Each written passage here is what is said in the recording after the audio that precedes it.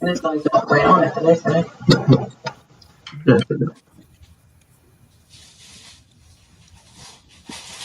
Just tap it. On the Rebel? The blue.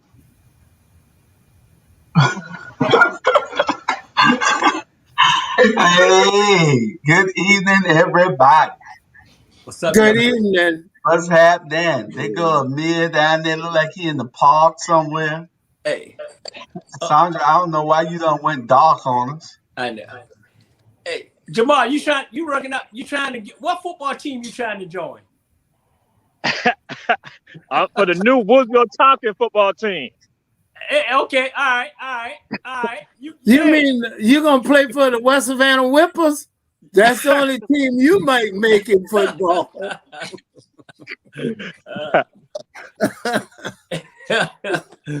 You ever heard of the Whippers? Oh yeah, we know about the Whippers. Julius was, if I'm not mistaken, third string. I'm That's serious. damn lie. I ain't never been third string. You damn lie. Don't be cursing at me. And Ms. Meeks don't improve, she gonna be unemployed real soon. Hey, Cole, You know what? Leave her alone. Leave her alone.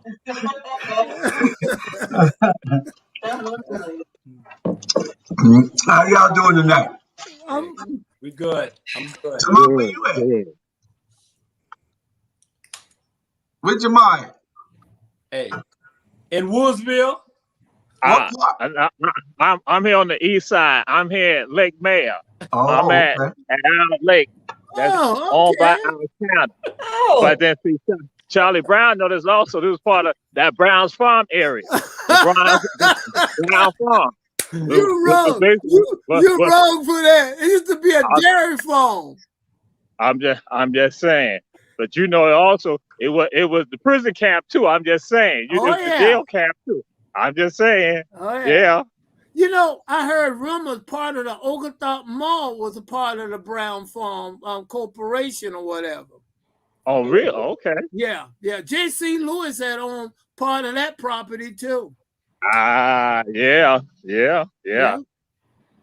You know the family, Curtis Lewis family. Right. Mm-hmm. Yeah. Former Mayor Savannah and all that. So, yeah. Right. So yeah, we had the lake walking around. Hey, ATR just said something about life. Out there. Hey. That lake has some wonderful memories. Oh. This is not America After Dark. You can't be discussing that stuff. Hey, I'm just saying. You know what? This is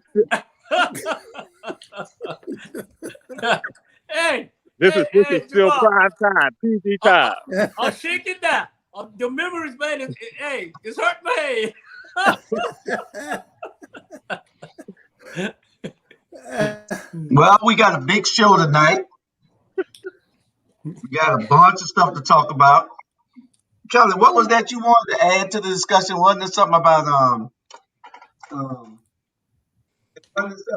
No, I was discussing with you before we actually went on, on the podcast to all the wonderful people who listen to us in Texas, Georgia, New York, California, that I'm suffering from laryngitis a little bit. I'm not planning to talk too much tonight.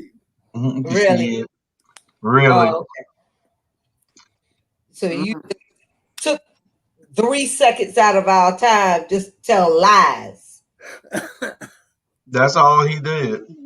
Ma'am, ma'am, if you have a problem, don't take it out on me, please. I'm not taking anything out on you, sir. You need to go to anger management class or something, ma'am. You're turning on me vicious.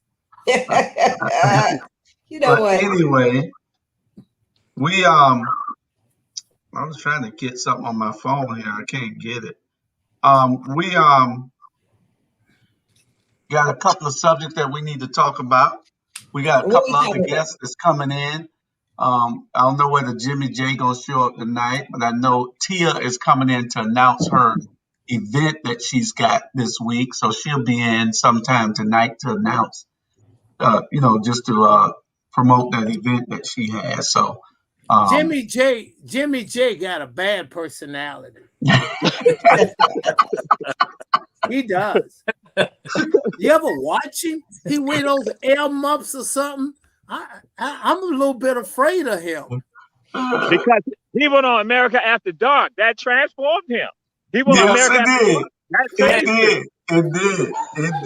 Hey, what did y'all do to the former commissioner? What did y'all do? Hey, all he did was like that. Son, hey, let me tell you, all he did was he finally be himself. How you doing? He finally be himself. That's what happened. That's all what happened. Look at Jamal.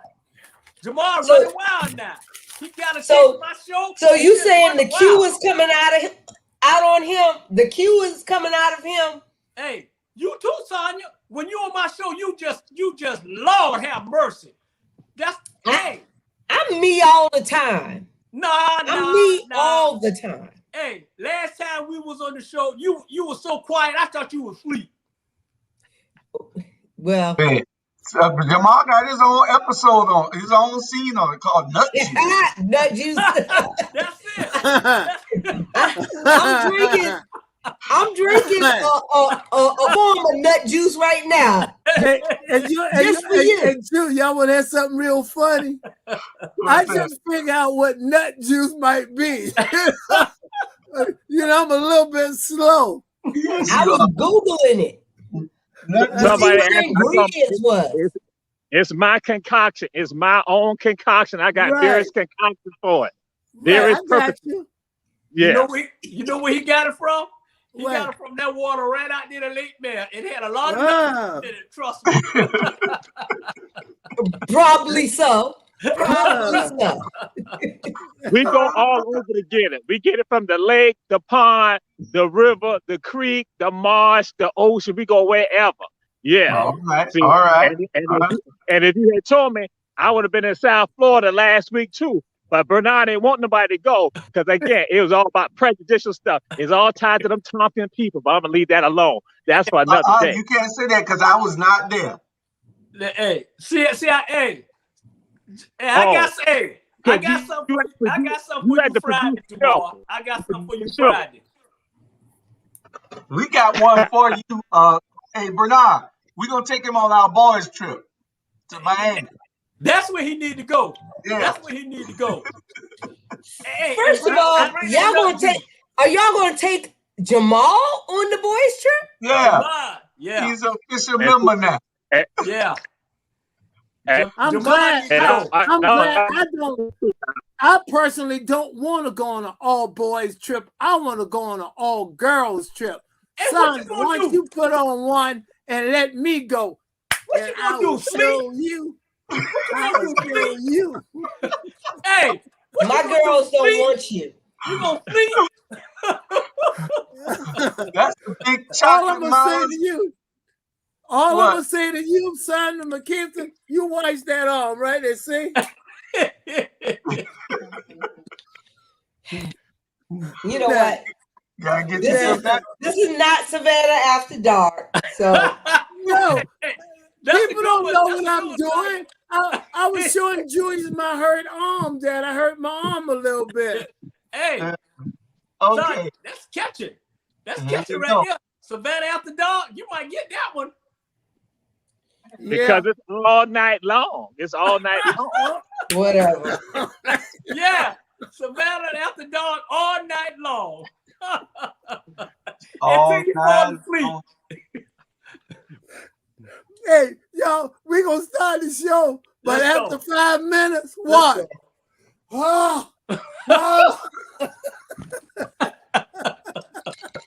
Julia, after 5 minutes.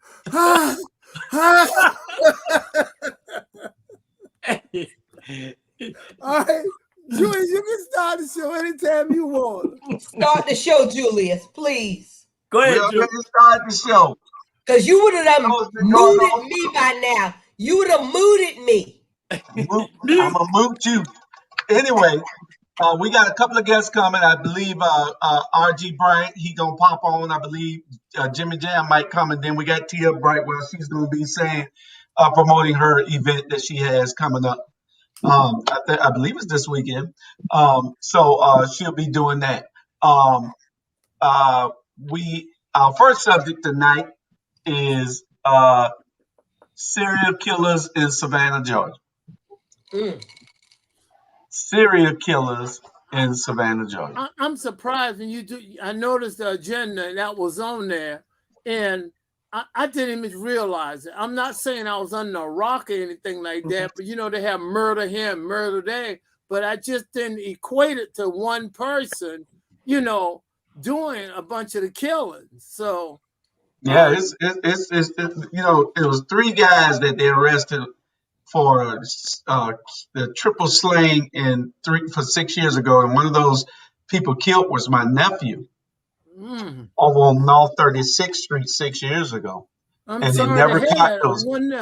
sorry they had that. I wonder you got any relatives left in Savannah? The way your relatives died and get picked off. Not being mean, I'm just saying. Hey, Mr. Charlie, you're being mean. You're being mean.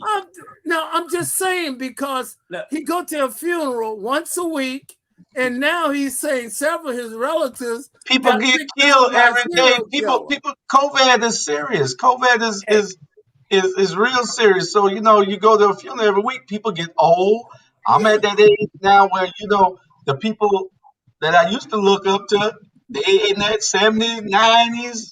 You are old. You are old. I just look good. I look good for my age. That's all. I didn't want y'all to get the impression I was making insensitive. I was making a little humor out of it, but at the same time, because every week he called me, he talked to me, he said, Charlie, Friday I'm going to a funeral, Saturday I'm going to a funeral, and now he's telling about this serial killer. He's saying several of his relatives got bumped up. No, I didn't say that. Oh, you didn't say that. I got it. I got it mixed up then. I apologize. It's a little bit more serious than that, Charlie. That's not what you joke about. Hey. You don't joke about people. I got it mixed up then. Yeah. But anyway, what's it, Bernard? Go ahead. On a serious note too now, and people don't know about it, it's a serial killer in Atlanta. Don't kill people. Don't kill 4 people. What my question is this. When they caught him, y'all know I always want to know. Do they look like us? Or no, these are brothers here. Nah. Yeah, these are brothers here. These 3 guys, they're the ones that killed my nephew. They killed 3 guys and 3 people in the house at the same time on Northeast 36th Street.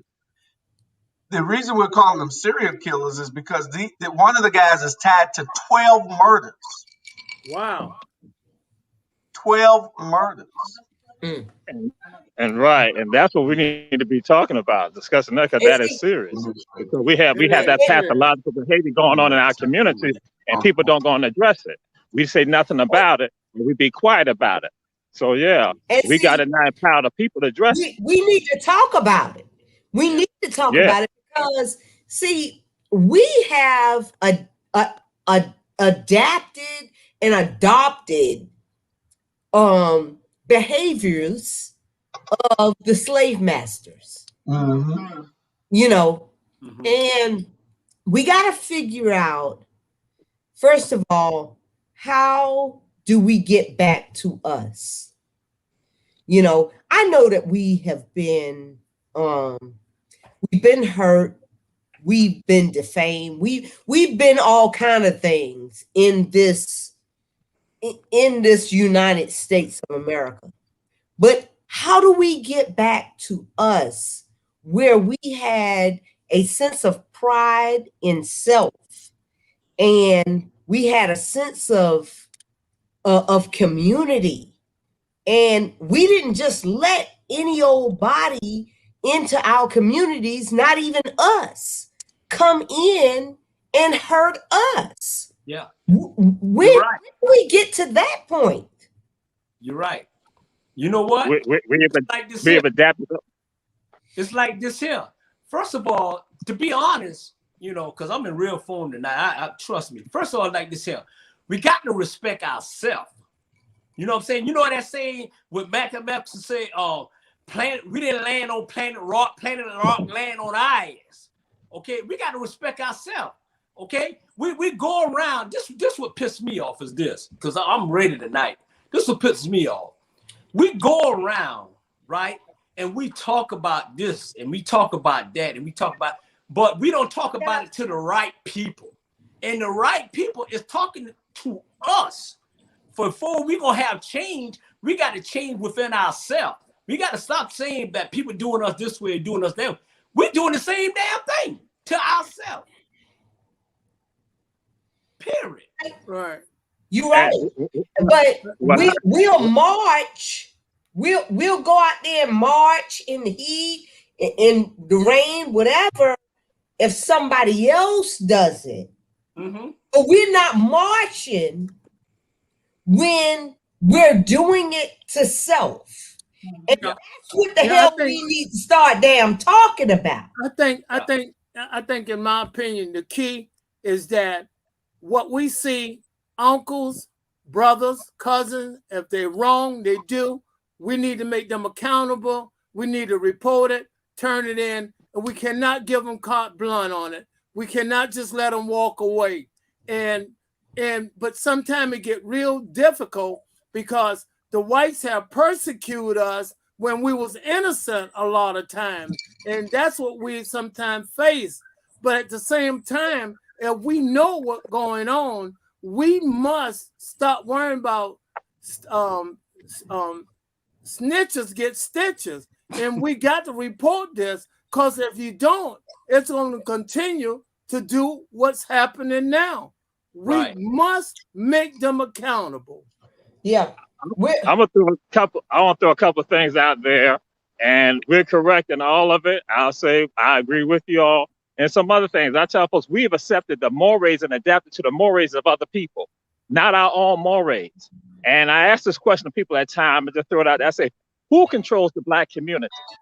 And a lot of time when I say this to Black folks, they're going to say that I said, no, the media controls the Black community. The media dictates to us how we function, and then it becomes a self-fulfilling prophecy, so people begin to buy into it. So we can have misguided Black folks who are now, from television to music to song to entertainment to athletics to politics, all that, they now begin to share things that are detrimental to us in general. And with regards to that being detrimental, we then begin to accept it. Then we treat it as if it's the norm. Just like when we use certain language that's derogatory to us, we go with it. When at one time, some of us were not embracing that, but we follow what the media says. So that's on one end. And so we adapt to them. And so just like Charlie, he's going out there, we now follow them. And then so that goes to Chandra saying that now being a creature has been created by people. But then also go to the two. When certain people don't respect your humanity, they don't throw it out there because now Julius called it a serial killers.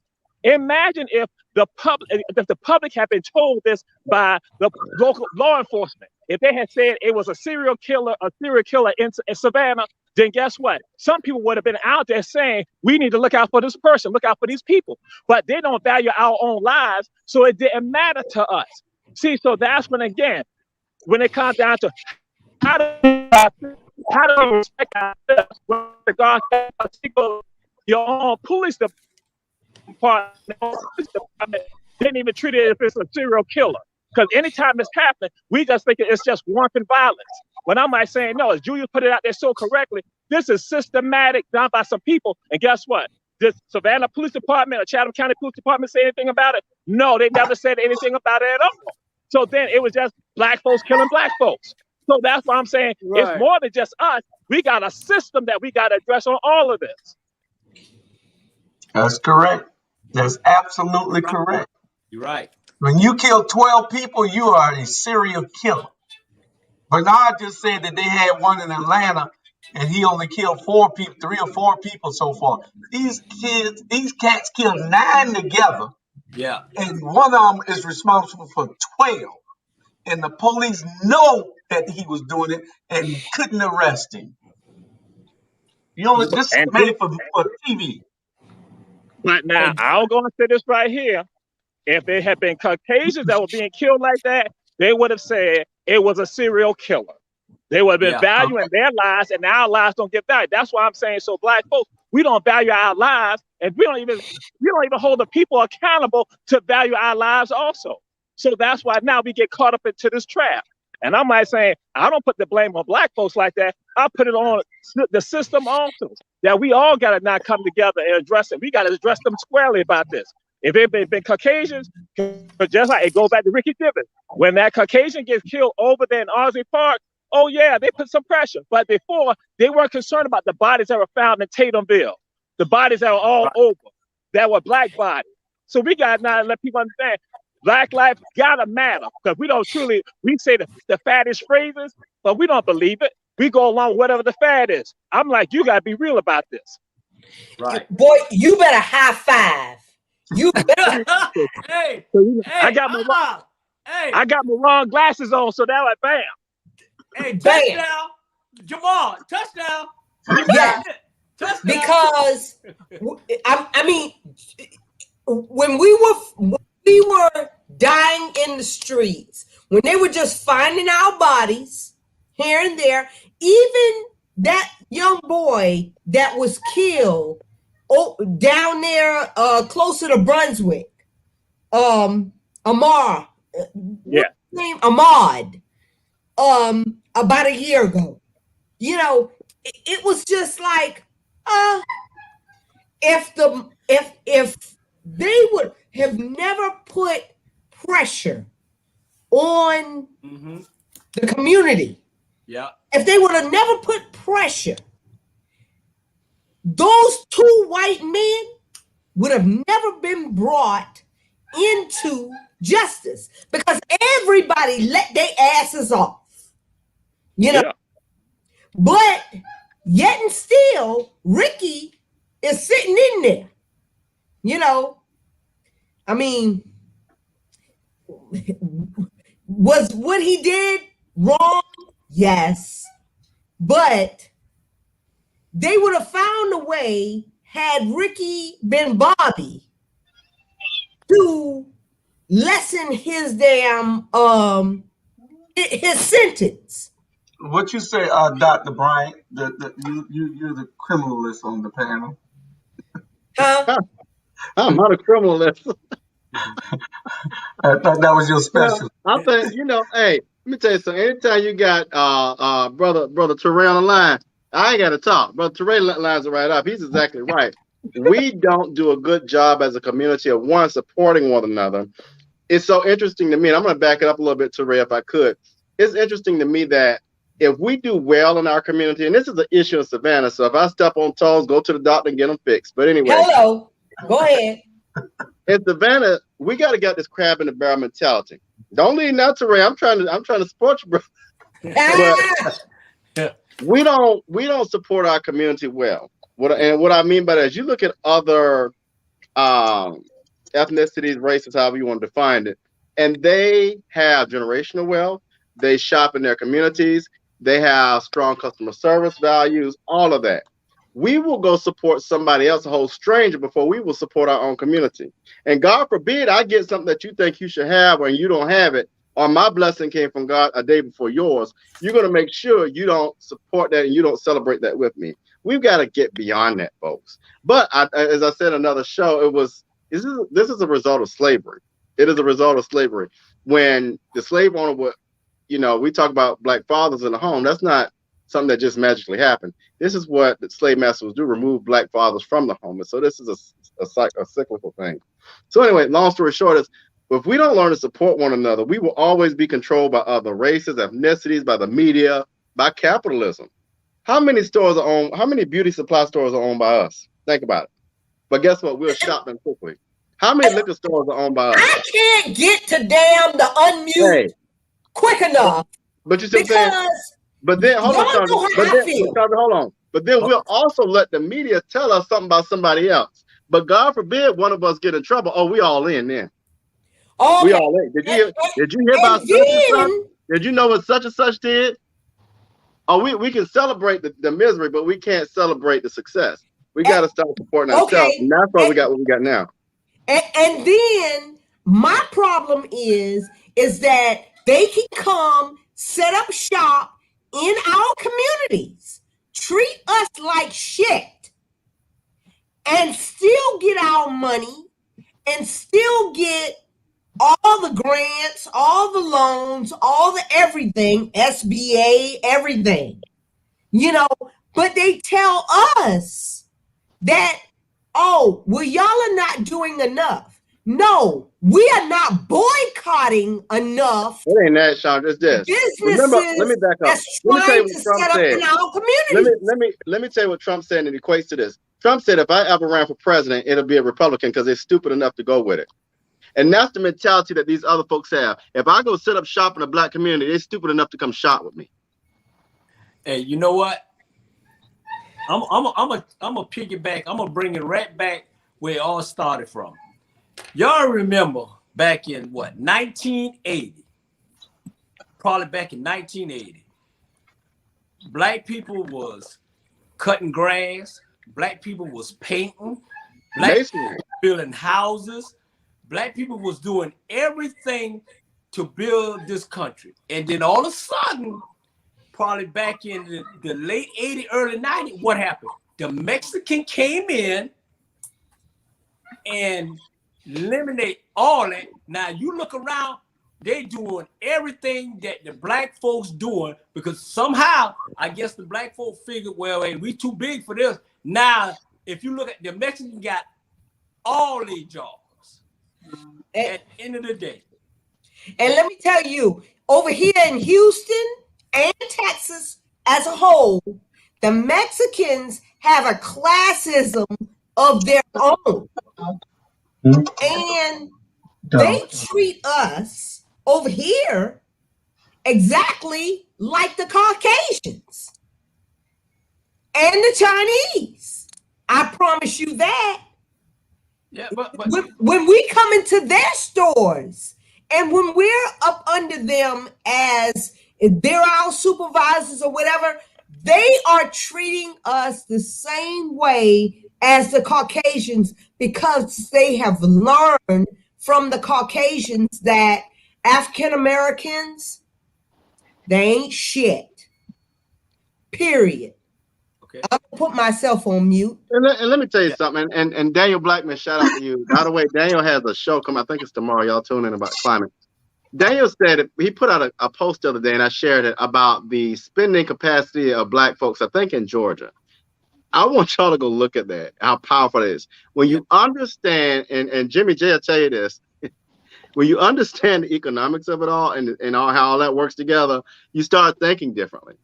You know, and that's the part that we just don't want to get. We think it's cute and funny and all that, what you woo to have on the latest Jordans, but your ass can't go out there and vote, and you don't have a damn bit of investment, or you don't have generational wealth. Them Jordans ain't gonna do nothing for your grandkids and your great-grandkids, and it certainly ain't gonna do anything for the community.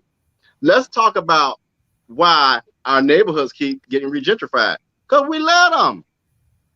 If you let me come in, Shaka, if you let me walk in your house and steal all your money and you don't do nothing about it, guess what I'm gonna do? I'm gonna keep doing it. Exactly. That's correct. That's correct. Exactly. And you see, we're telling our people, especially right now, my people have property in Nottingham and Bacon Park. And I keep telling them, do not sell your property. That's right. Do not sell your property. But you know what these mofos have done? They moved to New York. They done moved to Atlanta. Well, oh, we live in Atlanta. We moved to Atlanta. You know, bitch. Anyway, this is a family show. Okay. But no, she got hot about that one, boy. Oh, she did. Listen, so what? You living in Atlanta, but they gonna take your property. They will buy your property for $60,000, and they gonna sell it to somebody for 300 or 200,000 or whatever. However, they gonna flip it. They gonna flip your property.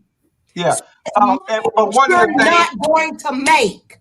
One of the things that we have to property, also, Black people. Sandra, somebody else got to talk, man. Y'all can't just take the whole show. Go ahead, George. Go ahead, George. All right. You know, and what we have to look at is that you can look at the areas that they want to gentrify. All you have to do is look at how they let it go down, how they let it ruin. You can look at Yamacraw. Man. You can look at Yamacraw, and you go through Yamacraw, and you be saying, why this place ain't cleaned up? We're the housing authority workers. They let it go into that condition for a reason, so that they can let it fail, so they can tear it down and sell it to the rich contractors. That's what they do. I told people out here that these people will, for land that they want in the Black communities out here, they will let the ditches clog up. That's what they have let happen. They let the ditches clog up for a reason. You clog the ditches up, that means that the water has nowhere to go but in your house. And when the water go in your house, what you got to do then? Condemn the house. Then you move out. Then what they do? They come in and buy your land. It's a Let me tell y'all that. I didn't realize this until now. I had to pick up my cousin that went through Yamacraw, and I looked at it. 50% of the apartments over there are not occupied. Let's just start there. But then I went right by the Catholic cemetery. If y'all go over on Wheaton Street, where they built this beautiful new high school by Blackshear. Behind that, if you go down a little further, they're building this apartment complex. I think it's for elderly folks. They get ready to do Seniors, right. Look, everything north of the Truman Parkway, they getting ready to wipe that out. So if you on the east side, they're coming for you too. And if you look at it, if you look at politics, you look at power, it all equates to economics. I'm telling you, it is about economics. You got to know how the game is played, and you got to jump in and play it. Do not just sell your property, please, because it's about economics at the end of the day. You're right. You know what? I've been going from Savannah probably maybe close to 30-something years. So I wanted to know, get some update about Savannah. So I called my god brother, and y'all may know him. My god brother, my big brother. Y'all know Gregory Sanders? Yes. So Big Gray. Yeah, Big Gray. We call him Heavy. So I called him, right? And I tried to, wanted to get him on my show and everything, but I called him and we talked for 2 hours. And what he was telling me and what he broke down about just Savannah period, it blew me away. I'm telling you. And everything he said was real. It was the truth.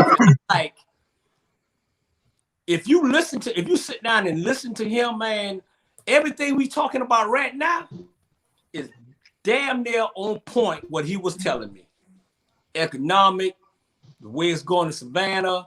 The bottom line is, if you ain't got no damn money, you might as well shut up. Because they gonna do, but what he was telling me this, until we as black people, get to a point and say enough is enough, then we're gonna always come. You got some of these people who's running for office and this and that. They talk a good game, but at the end of the day, what you gonna do? And I said this on Facebook the other day. We got to start, before we vote, we got to start, whoever we gonna vote for, why don't you ask them this? What the hell are you gonna do for me? Before you vote for them, what you gonna do for me? And wait for the non-lie. It's not about that. It's not about that. It's not about that. I'm about to talk about Therese Pratt, bro. It's like this. Let me give you an example. Let me give you an example. If you're gonna elect somebody in a seat, when you know for the last 8 years they haven't done a thing, why would you put them back in the game? Hello. That part, Julius. If LeBron James ain't scoring tonight, the Lakers gonna bench him. Right. So I don't know. The thing with Savannah going, and I love my people, I love my city, but we gotta stop with this mess about. I have to fuss with my dad about this all the time. Just because a person show up don't mean they good at what they doing. Right. They just showing up. Hello. Say it again. Say it again, Brian. Yeah. Say it again. You're right. Charlie Brown show up all the time. And you see how he leaned back in his goddamn chair? Hey, you're right, man. You got a lot of people in Savannah, a lot of people everywhere, black people, man. They're just scared to talk. They're just scared to rattle. And one of the problems is they don't want to get the slave mentality. Slave mentality. The slave mentality. That is absolutely correct. They don't want to get involved. The old school don't like to rock the boat, and I can appreciate that. I'm a little different, but I can appreciate not wanting to rock the boat. Hey, man. Well, one of the reason I'm not really saying that other than economics, because you guys are talking a lot of interesting conversation. I've been speaking on that for the last 2 decades. Right. I've been burning and running and telling people how they should do it. I said, you got to create your own wealth. And I say, the banks are not going to give you a loan. So put money up a little bit and then reinvest that money. And the reason I didn't interrupt it, I just wanted you guys to express, because I'm getting a little older and I want to have a new voice out there. And I want you guys to step up to the plate. And I hope they listen to you, because I've done what I could do, and I'm going to continue to do what I need to do. But that's one of the reasons I'm not talking as much. Yeah. And you're right. Can you all hear me? Can y'all hear me? Yes, sir. All right. I want to just share this because I be hitting these spots. Rejectification happens because of certain things. One is tied to crime, that you will not go and talk about crime or take care of crime in communities that you want to have be rejectified.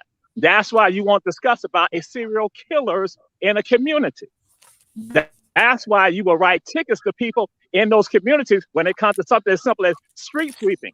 But you will not do that in other neighborhoods. So now what happened? You ticket the poor people in those neighborhoods. So then that way, now that causes a further economic burden on them.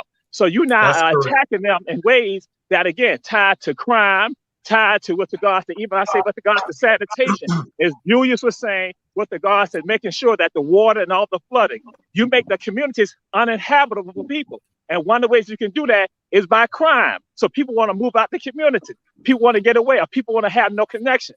Then education. What you do, you don't do anything to support the schools that are in those communities, or you don't support the children who live in those communities. So then that way, they are always beholden to the people who are the oppressors.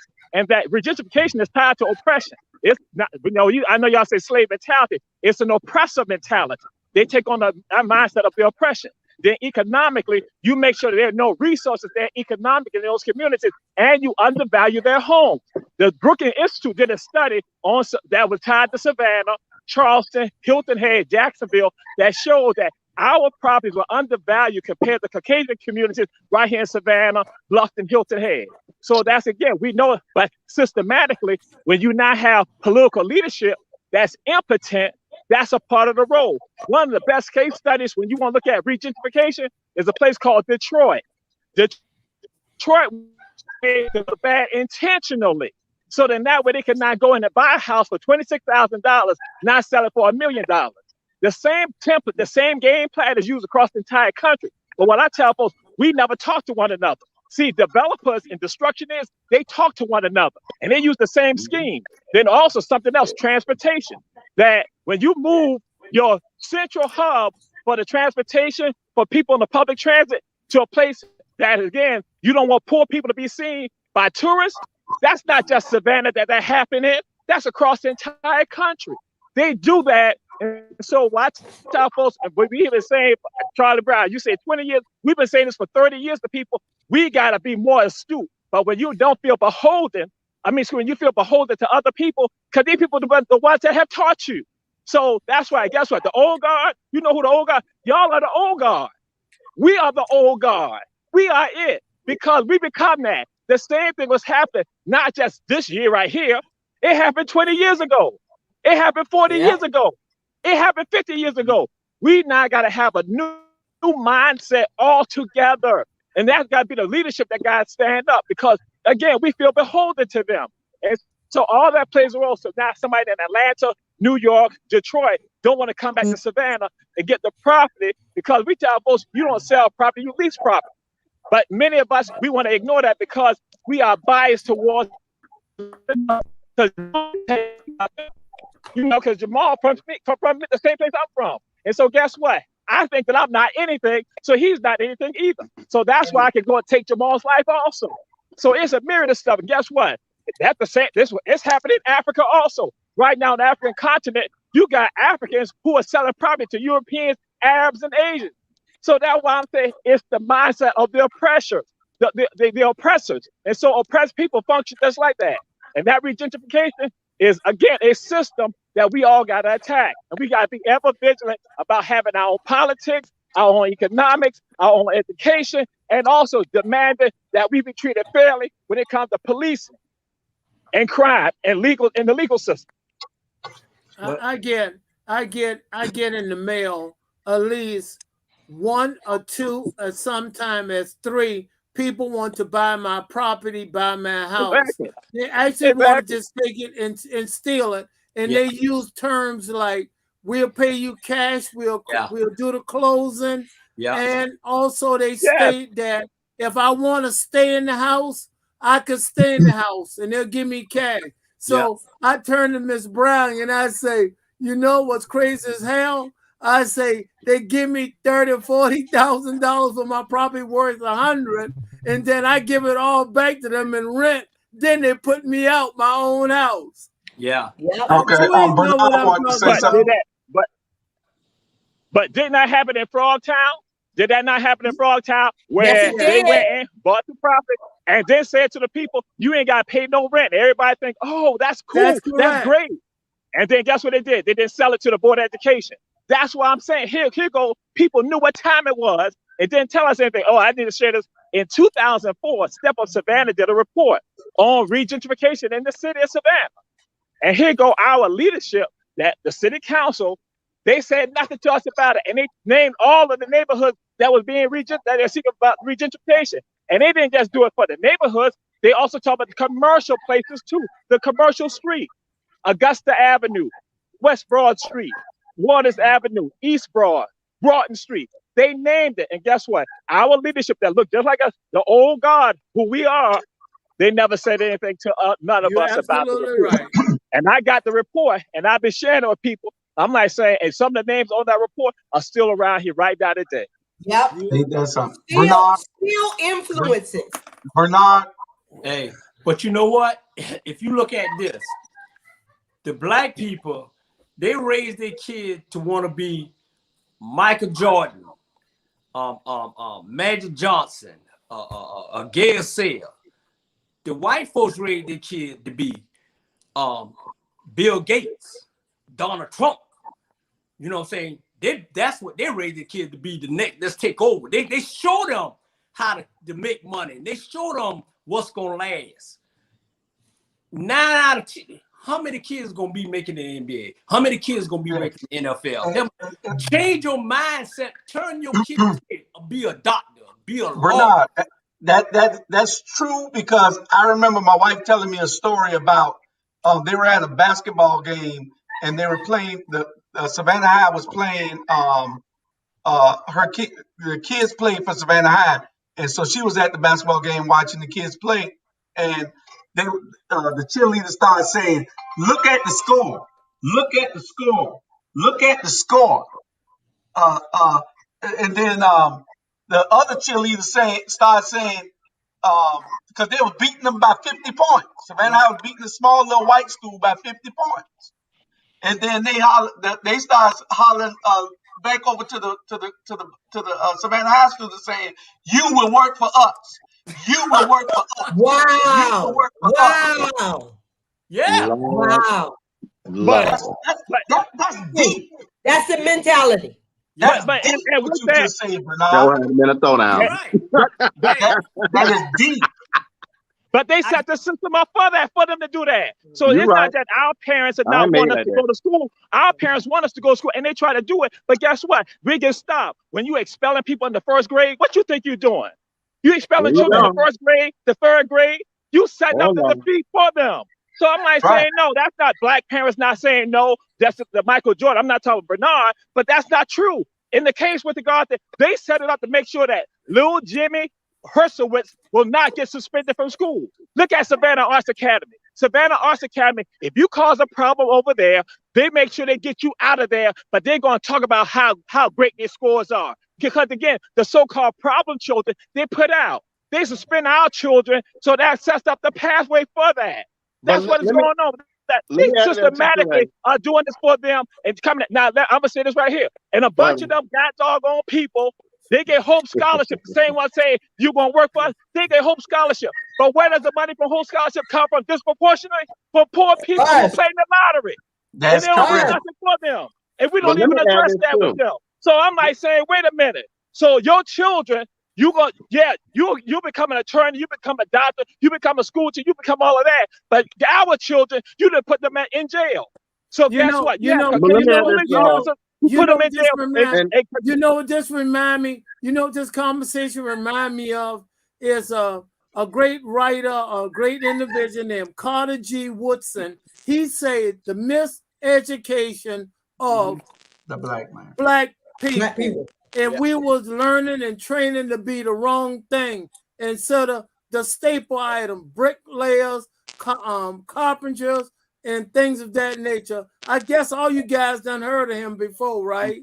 Oh yeah, and it's the truth. Yeah. Yeah. But let me add it to Ray's piece. Go ahead. One of the things we got to stop doing too, and I'm not, call me what you want, I'm gonna say it. Stop letting white people tell you about your children. 90% of our black children are much more smarter than their peers. Yes, they're just that's right. not challenged. So if a teacher comes and talking about your child's a behavior problem, don't buy that Ritalin. Don't put them in a special ed class. Give them the next level of education because they're probably working and thinking at a grade higher than their peers.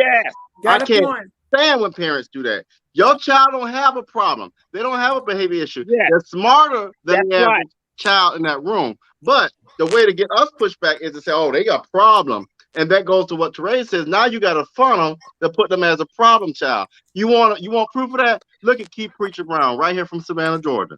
Keith Preacher Brown will tell you his story every time. He was put in a special ed class, but now is running a multi-million-dollar speaking engagement company. Our kids don't have behavior issues. We just don't put them in places where they're challenged. And then when they are smarter than the average child in the room, they get scared. So, hey. Let me tell you, you are absolutely correct, Brian, because that's what they did to Christopher, my son. And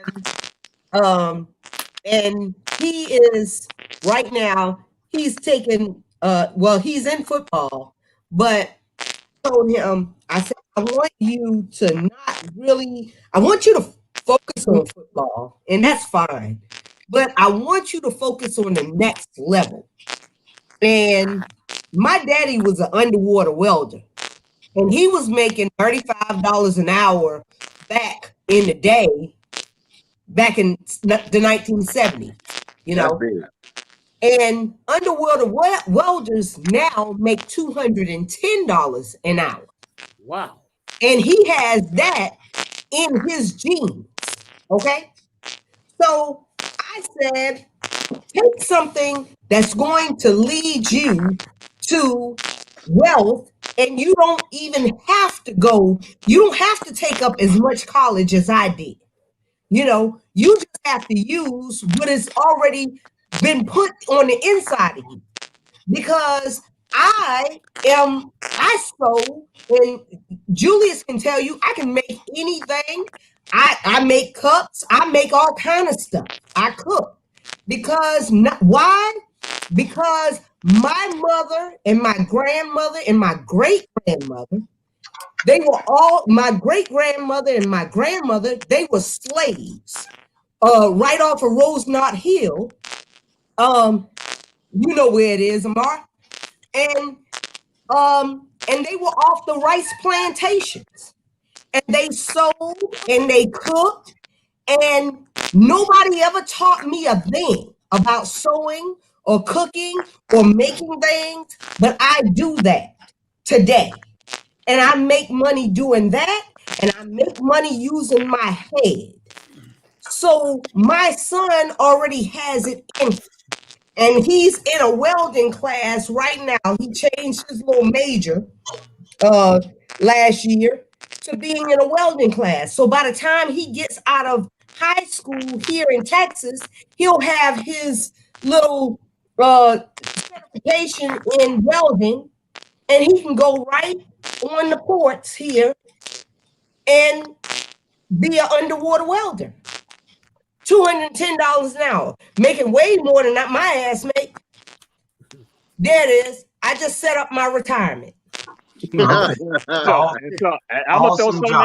throw something else out at you also.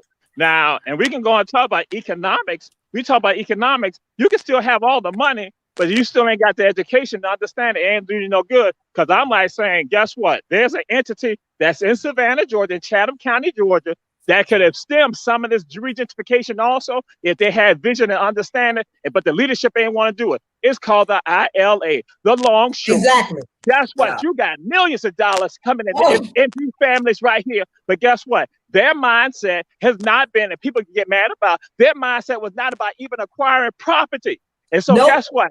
I have people who are going to say they have back some 10 years, 10, 15 years ago, they went and taught the ILA leadership and said to them, like, we ain't telling y'all what to do, but tell the folks to go acquire some property. And guess what? It was rejected. And I'm like saying, this is the very thing that I've been talking about from South Carolina down to Florida, saying this mentality right here. So guess what? They got the money, but they ain't got the mind. So that's why Leadership got to have vision. And that's why I said this leadership issue is not just political. It is all areas of leadership that we have, from our churches, social organizations, economic organizations, our unions. Guess what? When you got leadership, that old school, they cause problems for us. Torrey, the old school cause problems for us. And we are the old school. Torrey, I was going out to the presidents of the ILA and telling them, talk to your people about doing more than buying cars and rims, you know, and coming together and cars, rims, and ass. That's it. You know, now and tell them to build businesses together. But you know, but you know, you need one of those things to get up the next morning. You need one of those things to motivate you to go to work. You know, we're gonna talk about that Friday night, ain't it, Bernard? It's processes that we are all guilty of in our community because we are not in the same mindset that we should be in.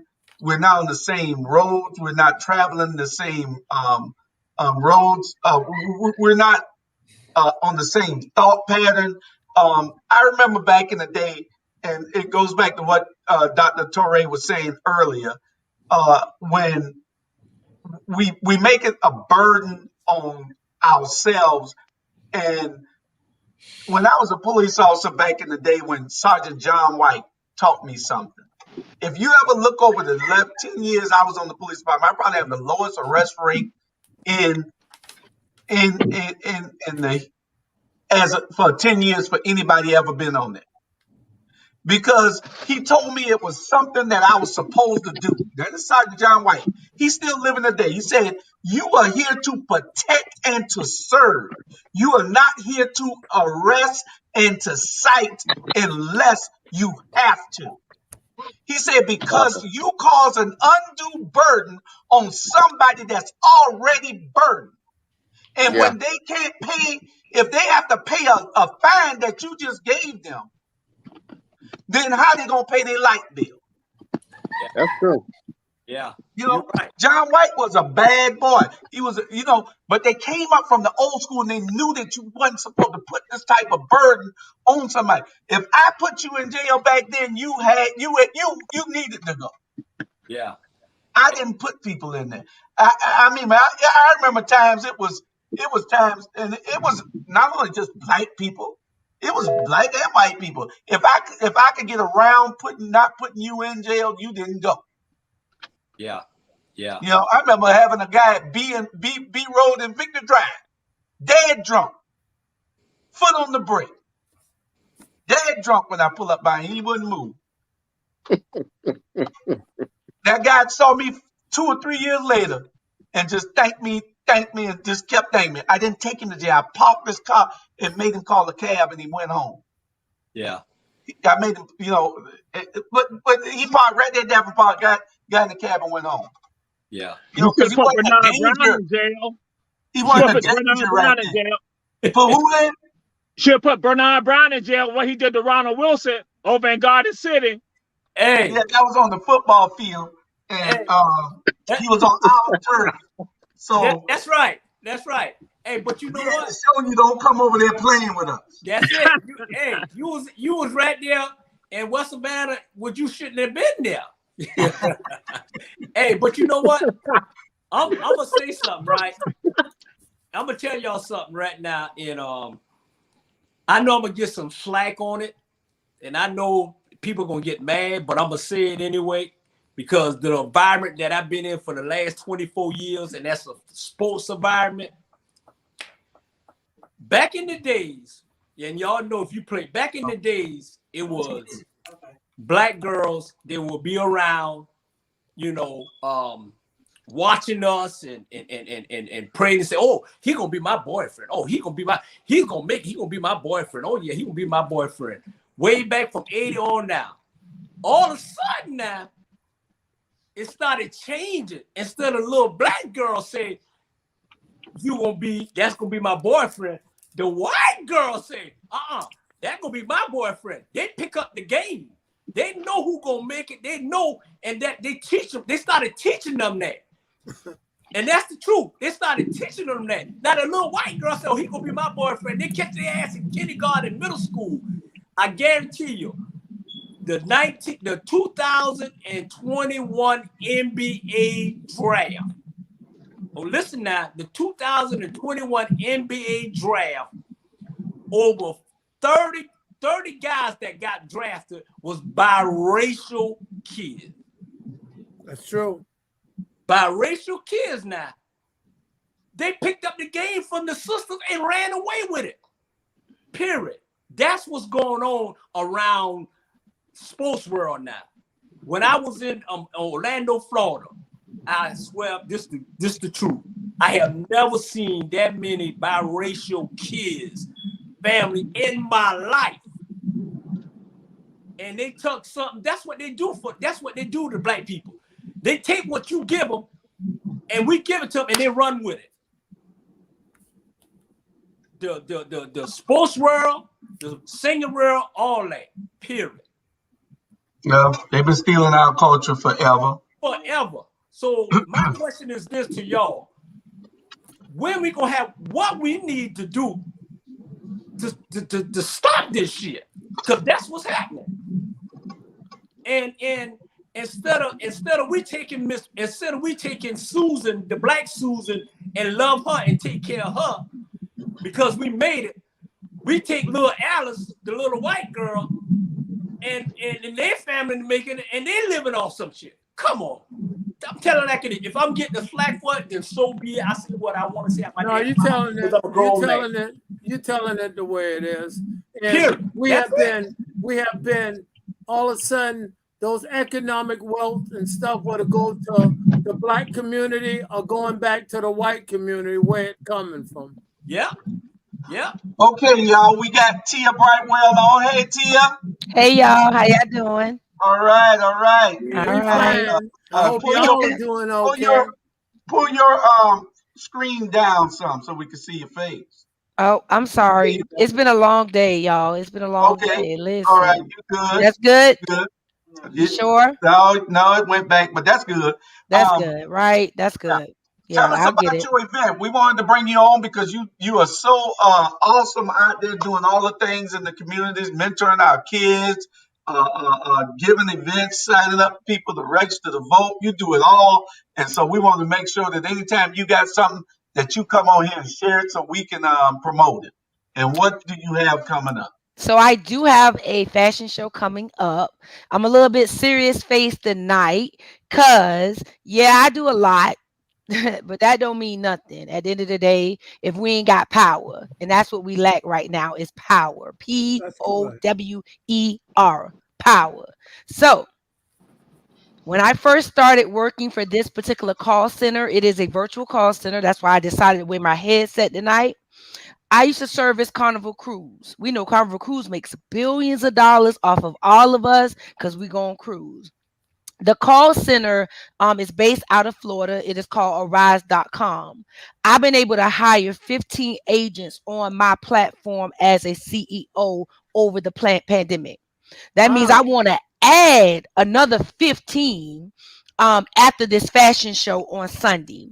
And what I love about the people that I'm surrounded around, we real. So when I reached out to some of my small business owners, when I said I have a business license, I'm struggling, I can't get no capital, I ain't got no power, the mayor done blocked me, my district alderman done blocked me, and I need y'all help. I'm just gonna call it like it is today. Right? Robert. Right.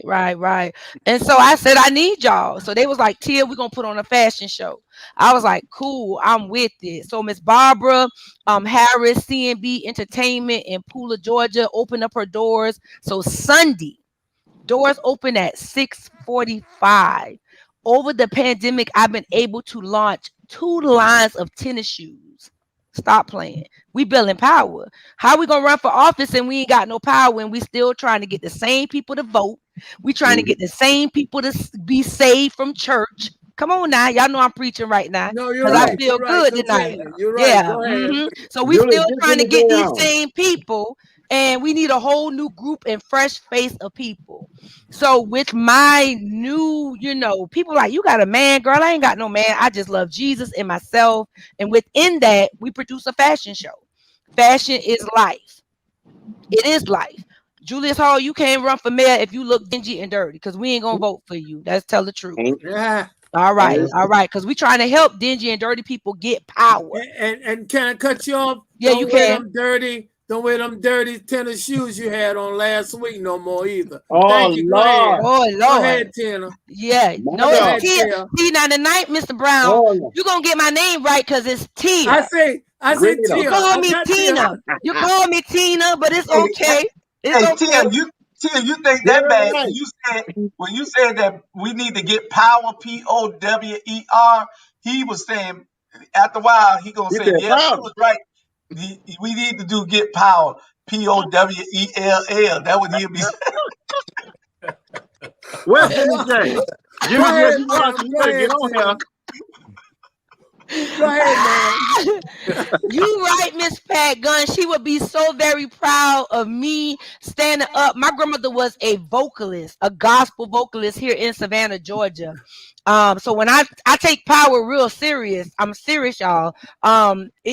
We don't have anything. Our kids don't have anything. Okay, my boys are in 8th grade. This is their last year in middle school. We'll be going to high school. If I don't get power, then the system gonna try to get my boys, and I refuse for that to happen, right? So the fashion show again, I'm gonna stop babbling on, Julius. Sunday night, the doors open at 6:45. The show starts at 7:15.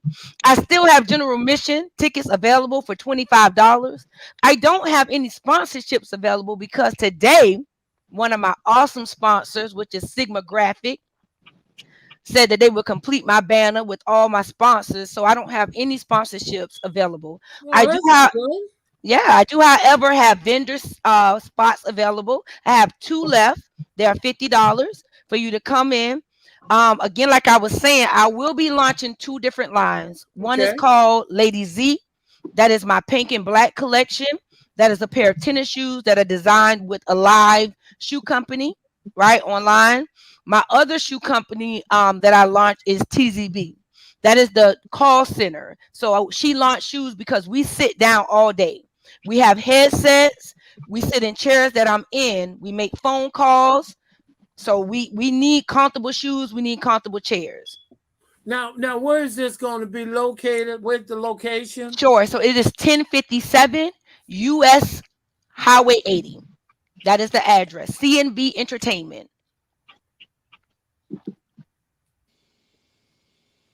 1057. Yes, sir. Okay, let me ask you a question. What landmarking is it close to? Could you just give me a general address? Yes, sir. Are you familiar with the Fun Zone in Pooler, Georgia? Yes. After you pass it on your left, it'll be off on your right. The multi-purpose place will be off on your right. I got you. So it's near the Fun Zone in on Pooler, the right hand side. Yes, sir. Okay. Ms. Gunn, I will call you. That'll help people identify, look what the general area. When you say 1055, 57, Highway 80, it might be a little puzzle, Thank you, Mr. Brown. I appreciate you. That's okay. I appreciate you as well. Yes, sir. Yes, sir. Okay, and me and Mr. Brown will be there if Mr. Brown buy 2 tickets. Yes, sir. And Mr. Julius, you don't have to kill me because I found your shirts for the lupus fundraiser. I found them. They was packed down, and I don't want you to kill me. I'm gonna make sure I have them. No problem. I got it. I'll get them next time I see you, baby. Yes, sir. Yes, sir. Yes, sir. So we will support her. Put it in the private chat over there before you leave. Put it in the private chat so we can broadcast it the rest of the week on these shows and put it on the screen on the ticker and all. And so we're gonna replay this show here for tomorrow. I want all the podcasters who listen to us tonight. Please contact her. Joey's gonna run across the screen or put it up. Again, we're gonna give her an opportunity to do it. I'm going to say this. I'm going to make every effort to get with Julius. If I don't, I will get with whoever I need to get with. That's 1057 Highway 80. Yes, it's sir. right next to the fun zone on the right-hand side. So you across the street from the fun zone on the right-hand side. All right. Mm-hmm. All right. Yes, sir. And give any other information you need real quick. I mean, again, I didn't come to be long with y'all, Julius. You know, no, I really, I appreciate the platform, you know, to speak and say what I'm saying, because we do need power. And so to this fashion show, even though we're hosting it, we're putting it on, we could not do it without the people that volunteer their time. So I want to give them some shout outs. I want to give out my sponsors that have already sponsored us. So again, Sunday night, doors open at 6:45. If Black Voters Matters has not taught Tia anything, it is I am an organizer. We're going to start on time and we're going to get out that building on time, right? All right. Yeah, it's a show. It's a show. So we look forward to seeing y'all. Come sit by me in VIP. Don't forget to put it in the chat so our producer can put it up. That's right, producer. Yes, sir. Yes, sir. Yes, sir. Producer over there, Bernard. Oh, right. Okay. Well, I ain't gonna hang with y'all too much longer. I did start before care. Please keep all teachers, administrators, and school and students in your prayer, because coronavirus is real. The Delta variant is real. We are Lysoling down. You know, before care is that 6:30 to 8:30 moment where we take kids in and until they go to the schools. So I'm just saying, pray for us, y'all. Y'all be blessed now. Thank y'all for letting me come on. Make sure you put that in the chat. Yes, sir. I will. I will. Good night. Blessings to y'all. We're going to move on to our next subject. Before I get there, I wanted to show something that my wife had said. When I told you, say the kids were hollering, "You will work for us. You will work for us." She put up the other one. What was it? Yeah, they would say, "Look at the score. Look at the score." They would say, SAT scores, SAT scores. You know, they mocking you. Yeah. You know what I'm saying? And these were the kids were shouting back at the students. You know, so you know we gotta do better. As a group, right, sir? You're absolutely right, because what white people do, and I say it the way I'm saying it, they teach their kids to be aggressive, and they want our kids to be obedient, and that ain't the way it should be. We want to teach our kids to be aggressive as well, saying Correct. You can do and achieve as well. I be damn if we're gonna be obedient and they be aggressive. No, it's not gonna work no more. Yeah. It's a new day. Hey, our children can't be aggressive. When our children are aggressive, then they're viewed as being criminals, and then they're put out the school system. So that's why now you're absolutely right. I understand that. This is what we have to stand up, become a lobbyist, a voice for them to let them know you cannot do this, because like you say, look at the SAT scores and all that, because their kids, they want them to be aggressive. Yeah. Let me clear something up to the audience. Let me clear something up to our followers. And if everybody that's on this panel right now, we just discussing what's in our heart. We love everybody. I don't care what color you is. We love everybody. Okay. It's not about the white, black, green, or whatever what we talk about. What we talking about is what we live and how we grow up. So I don't want nobody to take it the wrong way that we prejudice and we talking about the white folk. No, we talking about the system that we grew up in and how we can make the system better. That's what we talking about. So we don't want nobody to take it the wrong way at the end of the day, because you got some people will take it the wrong way. Mr. Brown, I want to thank you for sharing that. I'm gonna give you Doc. Mr. Brown, I want to share something with you. I'm not making this up. Miss Brown and I was in, when my daughter Shari's was a young girl, we was in a doctor office, and this white kid, he happened to be white, was going around taking books and ripping things up and throw it away. and another little black boy got up to do the same. His mama say, "No, stop it, sit down," and she taught him to be obedient. And the little young white person had the freedom to be very aggressive, so he took control. So as I guess the years went on, he said, "I'm in power." And I went to an integrated school. I was a co-captain with a white player. I'll never get this. We are supposed to be best friends. The referee made a call and he said, "I need a captain. I was going and he was going. And guess what he said to me? I'll never forget to this day. He said, "This is important. I'll make that decision." And he went and did it. That happened to me. Yeah. Because he was taught to be aggressive and I was taught to be more or less obedient. Now, what you saying, Dr. Jamal? Go ahead. Well, I was going to say to Brother Bernard, when he was talking to the people out there, I'm saying to anyone who want to go and say folks on the Rabble were certain things, I tell folks just like this. I tell people, you can never run to me about propaganda. That's called propaganda. Now, some people might want to embellish and run with propaganda, but with me, you can't go and say nothing about that propaganda to me. And I tell folks, black folks got to understand when they're doing propaganda.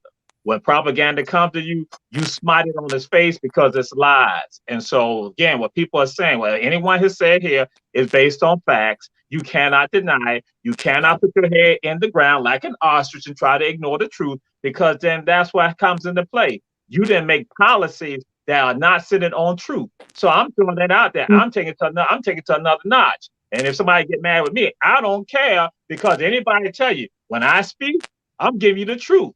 Yeah. You might not like it, but you got to respect it if you are sincere, you're honest. See, propagandists don't like that. So if you don't like what I'm saying, then I'm saying to you straight up, you are a propagandist. And guess what? And I will come after you, because again, I am told, truth has arrived and falsehood must perish.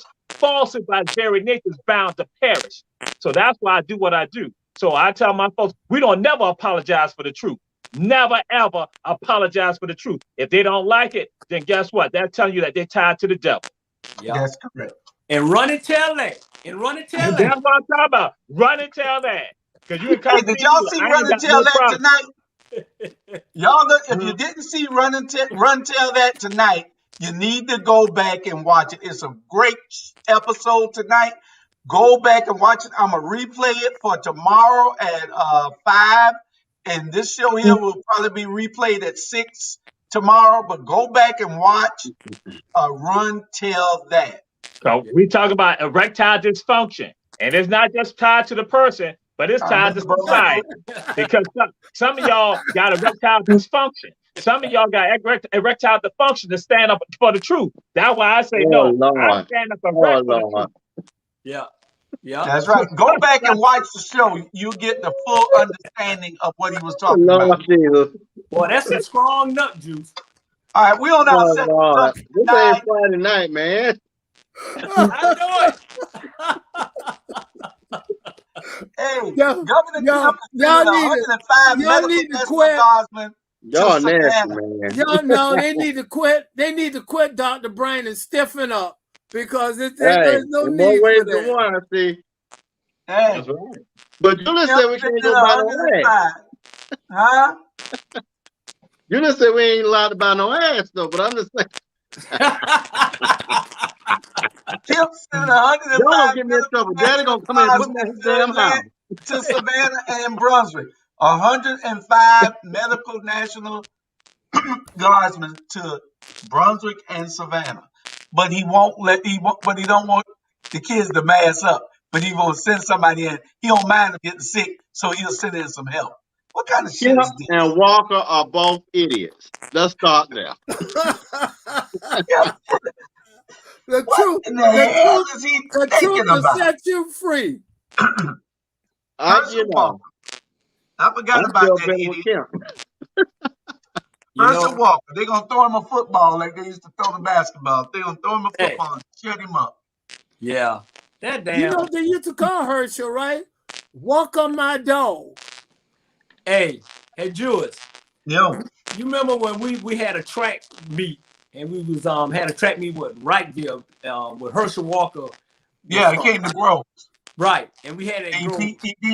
He beat Michael Fields, Black Vernon. He beat Vernon by a hair. And it was a good one. And that's the first time I met him or whatever, really. And only thing I seen him when we was running was his black ass feet just boom boom. You thought he was on the scene of the life. Man, that movie Life. Ooh, that dude was a bad boy. Now, only thing we seen of him now, instead of we looking at his feet, we looking at the whole Herschel Walker. I don't know what happened to this brother, but he need to run and tell that shit and go. Well, he's always been like that. He's always been like that. Right. Yeah. I'm like, come on, dude. Well, we got the Savannah and the Atlanta mayors defying his orders from Governor Kemp for the mask mandate, for locking things down, and for the schools not being having a way around the mask. So what we can do is take our hats off to those mayors that want to keep us safe, and we're gonna call it like it is when they do right, and we're gonna call it like it is when they do wrong. Yeah. Well, here's my thing for Governor Kemp. Okay. His children have privilege. And I know our good friends, some people don't believe in privilege, but you're a governor. So your child can walk into on the University of Georgia's campus where she just graduated from, and by means of just the name Kemp, she ain't gonna fail no class. And I'm saying all it to say, if your child ain't in elementary school, and your child ain't in K-12, and your child go to public schools, which yours probably didn't, then stay the hell out of that damn business. I get so tired of people got so much to say when your family members and your children and your wife and your husband, your partner, they're not in that situation. So why are you talking about it? Why are you making policy that's impacting those people? And so for Governor Kemp, I just want him to have enough nuts to realize when his input is needed and when it's not. Right. I think you need some nut juice. You need nut juice. No. You just need some nuts. Thank you, brother Teray. They don't know how to act. I didn't Y'all do that. Be more like Teray. Y'all don't know how to behave. I didn't put that up there. See my hands right here. You better talk to the producer. Next subject. Next case. But anyway, our next subject is what do we do about the rising COVID-19 numbers? And I'm going to tell a story. I got a good friend that's on the ventilator in Atlanta, Georgia right now in the hospital. And, when you don't take the vaccine and then you test positive, you have to wait till you test negative before you take the vaccine. That's a warning to everybody out there. You cannot go and take it right away as soon as you find out that you have tested positive. It creates a hurricane inside you that messes you up. It's a reverse reaction. You can't take it while you have it. You got to take the vaccine while you don't have it. And so I'm praying for my a good friend in Atlanta, Georgia, and on the ventilator in Atlanta in the hospital. So that was just one of the things I wanted to say about that. You make sure if you test positive, don't go trying to take it then. Just ride it out until it leaves your body. Well, and here's a real thing, y'all. And I've heard this from a number of people. Just imagine this morning you woke up and you going to work or your daily routine, or your child's going off to school, or your spouse is going off. And the end of that day, you realize somebody's ill. Tomorrow, they're on a ventilator. By Friday, they're dead because you didn't want to take a shot, or because you have this theory, or because you didn't want to wear a mask. It's just that real. And to think of people that what gets me is, let me go a little deeper with it. The evangelicals, the GOP, the Republicans, y'all so much about worrying about Afghanistan. You so much worried about what not to do and trying to hurt Biden. Think about your neighbor, because since you want to quote scripture to me, the scripture says love thy neighbor. So don't come at me with scripture when you want to make it work for you. Start thinking about now, because the reality of it is you can be found right now by Friday. You could be in a box because of your idiotic beliefs. You're right. Well, some people gonna take it, and some people are gonna weather the storm. And then they'll say that even a friend of mine got it, and then he caught it.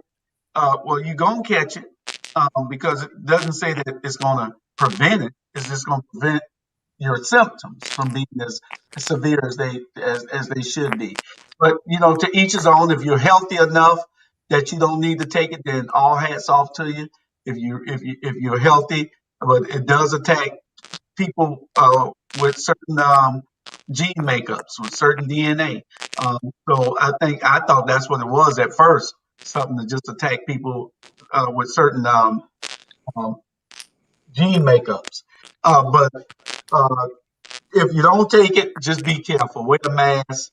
Be careful, because we don't want you to be affected by it. I take my hat off to anybody that's bold enough to try it. So, and then the people who, 80%, 90% of people who have the new COVID cases going on are people who are not vaccinated.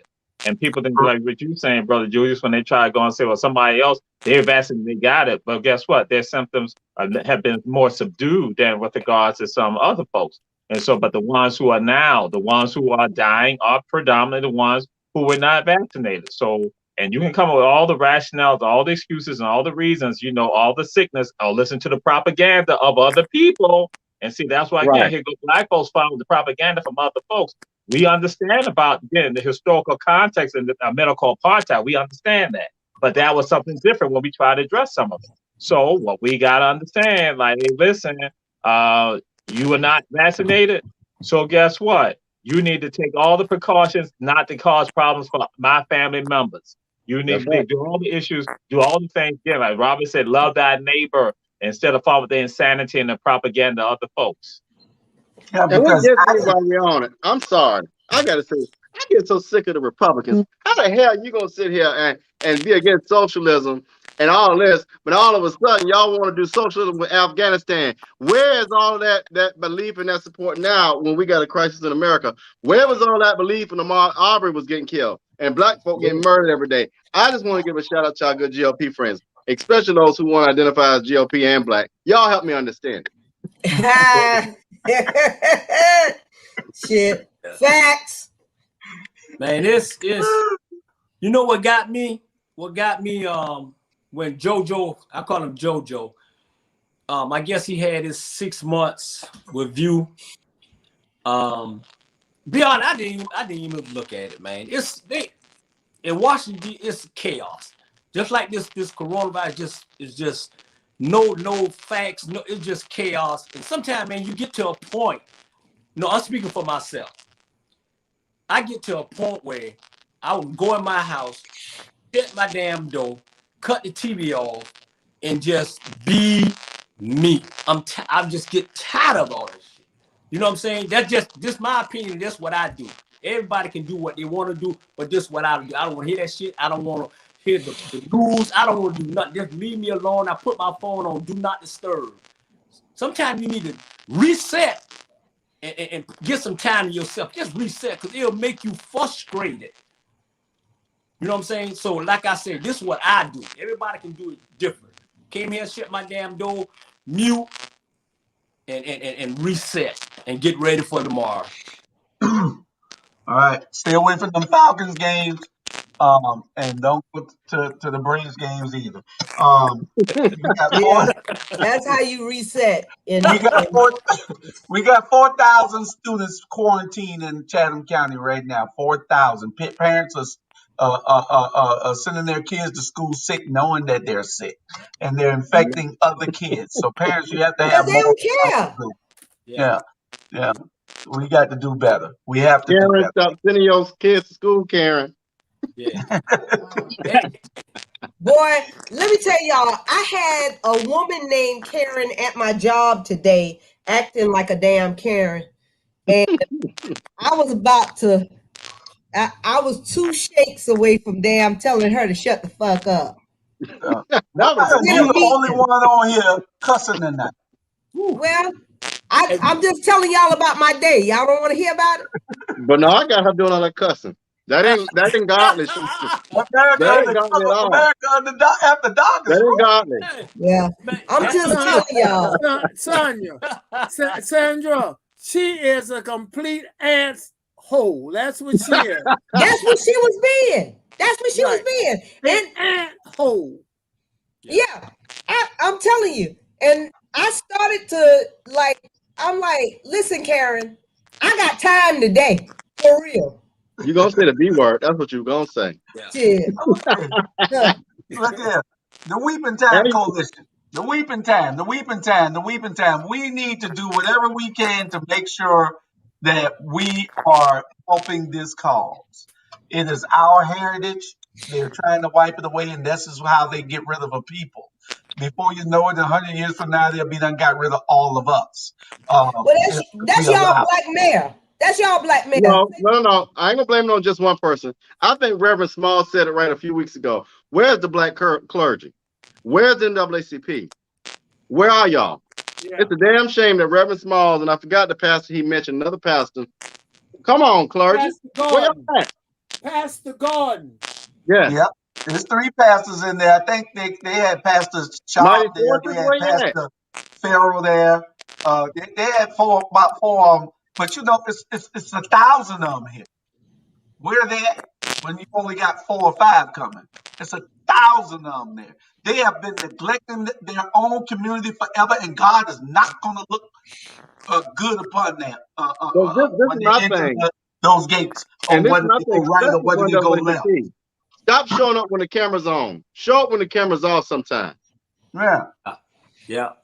But you let Sandra and Jamar's a good friend call an event, and they all there for nothing. They go to those events whenever their favorite mayor calls an event. They're all there, but they can't come and support something that's for the entire community. Stop faking, pastors. I'm going to say this right here. I'm not going to let you talk about my brother and my friend like that, okay? you can still go and address them, but you ain't got to bring up my brother and my friend. Mr. Producer? Mr. Producer? Hey. That's you and Sandra. Y'all went to school with Bernard. That's right. Oh, no, not them two. I bet you that teacher ain't get a word in. Chandra Teray, oh, hell no. There wasn't no learning going on there. You know what? Listen, I was not in classes with Terrell. Where y'all went? Savannah High? I went to Savannah State. Savannah State. Sir. Oh, Lord. Pope professor. Oh, God. Higher learning, sir. Pro professor. That professor, Lord. Hey, well, we need they everybody. love me at Savannah State. I know all the junk that really annoying. If you got somebody that you can send, didn't have to do too much teaching. They meet every Sunday at 4:00 at the Solomon Temple Church on Augusta Avenue. Go by, stop by, look at it on their Facebook page and their website, the Weeping Time Coalition. We need to support it as much as we can. We got Pastor Larry Gordon and we got Pastor Leonard Small. They're doing as much as they can to make this thing stay alive. You got the Salvation Army head guy, Major Egan or whatever his name is. He's starting to go to neighborhood association meetings. Ain't never been the one before in his life. They got in there leading the prayer last night. When they really come to fool us, they trick us, and they got us helping to trick us. That's correct. The trickery.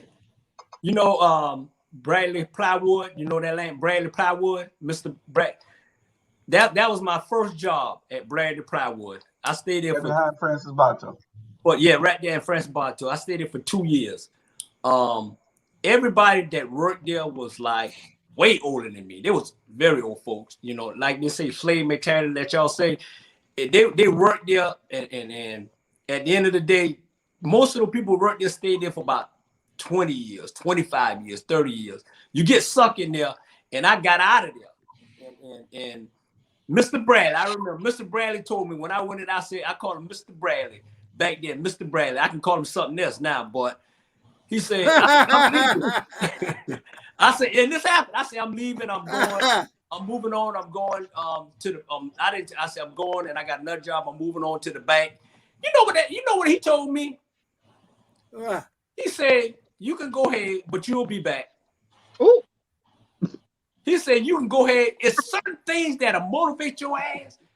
And when I seen him, maybe about 10 years after that, and I told him, I said, I'm the one that didn't come back.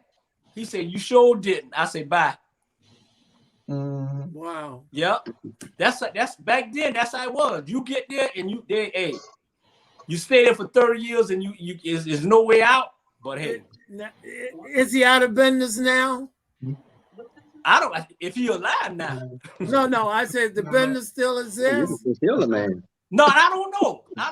Y'all tell me. Y'all tell me. Just to put the man on out that Adams, damn. And they still own that land, and that land is on Weeping Time property also. Yeah, right. Right. And that land need to be regentified by us. Anyway. Okay, we on something I know that we fit to have a great discussion on. I skipped the subject. We'll get to that later. I was going to talk about qualifying time and poll work, but we'll get to that another time. There's some things that's happening out here that I'll get with you all on later, and we'll talk about those things later. But for right now, the old days versus today's youth. The old day youth versus we the old day.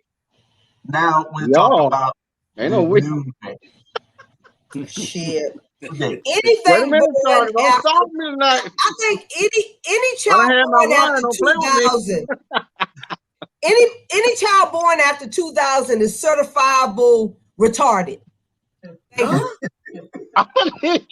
said it. I said it. The better word, like mentally challenged. We're gonna rephrase. Mentally challenged. Reclaiming my time. Well, any child born after the year 2000, after the year 1999 is certifiable mentally challenged. Okay. I said it. And she got kids that were born after that. Tell me what justify that, because they'll never turn a TV or they'll never because you got to tell them everything step by step. They can't figure their goddamn way out of a wet paper bag. You are absolutely correct. I got my mentee helping me hook the what was he? He was cutting my grass. And so I told him to put the boots on because the yard had done got too wet because he had to wash the lawnmower off and everything. I told him to put the boots on. He got two hands. He only using the right hand. He would, in several instances that day, several different times we were doing things, he would only use his right hand. He was struggling. He didn't know he had another damn hand. Well, yeah. Boy, you got another hand. Leave it alone. Leave it alone. Yeah. They're used to doing this all day with this hand. Yeah. They don't even realize this hand is usable. Yeah. If you tell them to take the trash out, you got to tell them tie it off and take it all the way to the trash can and put it in the dumpster. Yeah. We rolling all that. That's not being thorough with your instructions. All that. What's wrong with that? You got to be thorough with your instructions. Right. Yeah, listen, really. Brian. Hey, listen. We're rolling a heavy trailer back, Bernard. He got one side, I got one side. We get to the point where it go at, he drop it. That man say tired. I ain't here for that. Julius, I went to a McDonald's and I ordered some food and my bill came to $10.63. And what I did, I said, here's the $10 and here's 63 cents. And the person looked up in the space for about a whole solid minute. And I'm saying, what seemed to be the problem? I say, the amount of change should be $5. And she handed me $5 back. Y'all expecting too much. I can't add in my head. Y'all can't add. Don't front. Y'all can't add in y'all brain either. Don't play like that. I need a calculator. I'm sorry. I ain't no math lady. It's just like this. She just went, what to do now? So I said, the change is $5. Boy, I'm telling you, all these kids need to be getting SSI checks right now. Y'all just look. Y'all just mad they can use technology better than y'all. That's all that's about. You're right. They know how to do some of that. They don't, but they don't know how to count. They don't. If you and they have no critical thinking skills. Now that is true. There ain't no critical thinking skills whatsoever. If you doubt me, give them if the bill come up to a certain amount, give them a $20 bill and give them the change different before. Once they open that cash register, they're in trouble. And they'll be there the whole 8 hours trying to figure out the damn change. That's correct. But Sean, they can do it right here all day. They can do it right here all day. Critical. One thing, when I'm hiring people, I'm dealing with people, I'm putting together a team, I am so big on critical and analytical skills. If you don't have any analytical thinking skills, I just can't. I cannot. You got to be able to think yourself outside of a box. And if you can't do that, then. Okay, here go one. I'm going to give you a question. If I'm working for you and you turn to Charlie Brown and you say, there's a snake in the room, I'm going to show you how I think. Guess what I will do? I'm on. Run. Run. Hey. That's critical thinking. Run. That way. All right. I have to go and say I cannot participate with y'all in this conversation either. I don't about my people. I can't participate with y'all in this. I understand what you're saying. That's critical thinking. You can't get upset at me because I'm not going to tussle with that snake. Watch it, Charlie Brown. Teray, I bet you this. How many times has a parent called you because you gave their child a bad grade or you were mean to them? You ain't got no parent calls yet. No, I haven't. Now you know, come on, man. Y'all, they will call. I mean, these are college age kids that have their mom and daddy call, and I'm just like, you calling me because what? Okay. Click. But you know what? What is the crate challenge? I see Sheriff Grant said. My daughter was doing that the other night. I don't know. Man, you get the milk crates and you stack them up, and you gotta go up and then come down. And so a lot of people, when they going up, they get to the top of it, they are falling down. They can't make it. So yeah, the crate challenge. Yeah, the milk crates, you stack them up. I forgot. I think it's like Julius. I want to say it's like in the hood Olympics. That's what it is. Okay. Olympics. Well, everyone is doing it, so it's not just the black people. Everybody. You know, what the biggest problem is do coming some down. Type of challenge. It's a broken arm waiting to happen. A lot of them make it up, but when they get to the top, it's coming down where the problem is at. Man, I saw a lady literally. She broke her arm doing that job. I was like, man, no. The producer just showed it to me. This is a guy on a bicycle on the crate. All the way up there on milk crates. Wow. I'm good on that. Remember they had the fire challenge when they were setting themselves on fire? Mm-hmm. What is wrong with these children? Something is wrong. I'm telling you. Water. No, it's not the water. It's people did things in the 50s the drugs that y'all were taking. Squeeze into a payphone booth. When they try to squeeze 50, 60 people into a payphone booth. They did crazy things way back when. I want to ask this question to y'all. Remember back in the day when we had to fight, this is what you used. It wasn't no shooting, nothing. You used these fists and you settled that beef right then. And then y'all were friends the next day. These kids these days are just shooting each other. They don't care. The bullets don't have no names on them. They just shooting. It's not just the kids. It's the adults. And you know, it's adults also. Everybody is all of us. I'll be Well, not honest doing. with you. Ain't all of us doing the shooting like they are. They're doing some crazy shooting. We Well, ain't I'll be fighting no more. honest with you. When I Well, yeah, remember you're they right. use these You are right right here. about that. We not fighting no more with our hands these days. Everybody's getting a gun. You are right. Julius, You know why? I remember not using these. All I remember them boys was doing this to me. Woo, woo, woo, woo. All that was swole up when I got home. You know why? It's because the people come in our neighborhood and they don't want to mess their nails up. And they don't want to, you know, that's what it is. You got the guys getting nails done. You got the women getting nails done. They don't have time to be messing their nails up. So shit, they start. Period. You got 7 minutes left, Julius. And guess what? And if Bernard Brown had done this today, we would have shot Bernard Brown over there on the west side, right there. We would have shot Bernard Brown.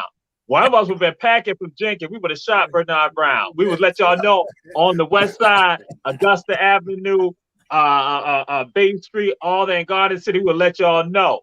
Y'all don't mess with us like that. Hey, I guarantee you, if y'all would have shot me then, y'all asked what he was making out that gate. Ain't that right, Drew? You wouldn't even made it out that gate. Hey, Coach Brown. Somebody told me I ran into somebody named Joe Green or John Green or something. Say they used to run over you every time in football on the field back in the day. Yes. Several people, they thought I was a part of the grass. Julius, you got about 7 minutes left. That's so sad. We got 14 minutes left. It's 1:46 right now. Okay, I was doing by the clock. 8:55. All right. Oh yeah, it's 1:46 up in the right-hand corner. I'm looking at it. Okay. I can't go over 2 hours. Period. You told me that, right? Back in the day, I mean, what are some of the root causes? Judge Leroy Burke was giving a speech at the Hunger Club, and he said the worst thing that ever happened to the black community was air conditioning. What? Air conditioning. Yeah, he makes valid point. Air conditioning was the worst thing that ever happened because before air conditioning, Miss Sarah, Miss Barbara, and Miss Agnes sat on the front porch and they watched those kids and they made those kids do whatever they needed to do and sent them home. When they got in fights, somebody came out to stop them. But since the invention of the central heat and air, nobody outside no more. Nobody to watch these kids. They running rampant all over this, doing anything they want to. So air conditioning, remember that. No, you didn't say my air conditioning. You didn't say my air conditioner is broke at home, is it? It's hot. It's hot out like somebody just broke some air conditioner just now. Man, I hope it's not broke. It is called integration. Integration was the issue that affected our communities. Integration. Yep. Integration. Because it destroyed, and that's why. So even the education of our children is no longer left with us, is other people. Yes. And that's what the folks are going to say. The people who are teaching your children essentially look at your children being enemies. So can you expect them to tell your children about their greatness? And so guess what? That's not just our children today. That's the people who went with us. We are children of integration. And look at how some of us function with regard to that. Look at how some of us disconnect from our own communities. How some of us don't even have the love for one another. What is Robert eating? Huh? Oh, I was eating them butter peas. Them things good, man. Look here. Side note, my mom, we have an in-home care person for mom, and I tell you, she cooks phenomenally. So I'm telling you, I'm in heaven. But anyway, side note. But you know what, Teray? One of the things we did a show on the Watchdogs this past Saturday on mentoring, and you're exactly right. There's a young lady in Athens, Georgia. I know her when I used to live with her, I know her whole family. A young lady, and she just got tired of the very thing you were talking about, and just started a mentoring program and is thriving today. And we've got to do more than that. We got to stop waiting on the next person to do it, or just relying on prayer alone. We've got to really start and sharing resources. For example, there's a kid here in Savannah who wants to play D1 football. And so I was very clear with him. I said, if you want to play D1 football, you got to start training you got to train on your off time. You know what I did? I connected him with the coaches I know around this area. When we start getting back to that mentality that we got to start using our resources in our community and supporting one another, that's when we start seeing some change. But when we start working in silos and this mine, or you getting something I don't get, so I'm mad, that kind of stuff is not sustainable. Yeah. Yeah. And that's what occurred, because again, we then turn our children over to other people to teach them, and they're not going to teach them their greatness. Then we stop shopping with ourselves. We start going downtown and out to the malls exclusively. So now we're no longer supporting businesses in our communities that supported us. Then also we begin to move out of the neighborhoods, also thinking that it was better to be around other people. And so we move out the neighborhoods. So then what happened? In these depressed areas now, guess what? You have nothing but poor people there. And then who become the role models for these poor children there? It becomes the element that is now the ones who lack understanding, the ones who engage in criminal activity. So that becomes the standard bearers for us. And so one thing, tell you a funny thing that they talk about, like in New York, they talk about how in neighborhoods in New York that you had athletes that lived in the neighborhoods, but then you also had shop owners, business owners in the neighborhood. The same thing happened in Savannah, in Cala Brownsville. You got doctors, lawyers, professors, you got teachers, you got ministers, you got working class people, you got longshoremen, all in the neighborhood, and poor people all together. So people, those children have role models. So even if it came down to it, if they needed a job, they could go to Mr. Brown, who had a grocery store. They work at Mr. A.B. Fut's store, Mr. Brown's store. And then they go and see Ms. Sergeant McKeithen, who's the professor for them, and they see him right there. And so again, Julie, just like you said, now what when Judge Burke is saying, what he's saying, that again, he lost that element just in the air conditioning. It's deeper than that. So now what happened? You had the people that were in the neighborhoods, and so they have role models. So even if your father or mother may have been manual laborers, or they may have been impoverished, you still have people in the neighborhood who are stellar people that you can strive to be like, and you saw that. But now what happened when everybody's out the communities now? Who do they have to look at? They have to look at other oppressed people. And so then you now got a mindset. You got people telling them that you got to jack somebody, you got to get that lick and other things like that. So that becomes the mindset. Or then if somebody snitch, then you give them some stitches. So all that comes into play, and guess none of us are addressing these people about them. When I say the people, I'm talking about the so-called leadership that's not even articulating that. That's why I say Judge Burke says something like that. Somebody should, Judge Burke, it's deeper than that. Don't you go on talk about no air conditioning. He didn't say that. Right. But I'm just I'm saying I got you. But then, but some people are going to take that mindset, think, oh, it's the air conditioning. I'm like saying, no, it is integration. Because guess what? When people in the civil rights movement, when they were not being arrested, who were the people that were not bonding them out of jail? It was like the Sam Williams, who had a business, the vanity shop. You had Dr. Russell Lavender. You had Dr. Lavender, the root doctor. So you had the people who were making money, who were not invested back into the people in the community when they stand up for justice in the community.